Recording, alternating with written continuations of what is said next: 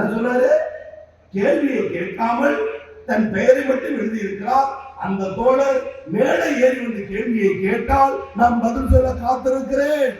எதிரிகளுக்கு செருப்படி கொடுத்து வளர்ந்த இயக்கம் திராவிட முன்னேற்ற கழகம். திராவிட கழகம் மேடை எங்களை கொச்சைப்படுத்துவது பிஜேபியா? துணை போகிற எடப்பாடியா? நாம் தமிழரா? எங்கள் மேடையில் கற்றுக்கொண்ட பேச்சை வைத்துதான் நீ எங்களை பேச வேண்டுமே தவிர எங்களுக்கு மேடை பேச்சை கற்றுக் கொடுக்கிற இன்னொரு அரசியல் கட்சி இந்தியாவில் தமிழகத்தில் இல்லை, இல்லை, இல்லவே இல்லை. கலைஞர் போராட்டம், சிறைச்சாலை, சித்திரவதை, அடக்குமுறை, சட்டமன்றம் போகிறார். கலைஞரோடு உரிமையோடு பேசுகிற மூத்த சட்டமன்ற உறுப்பினர் அம்மையார் அனந்தநாயகி, அற்புதமான சிந்தனையாளர்.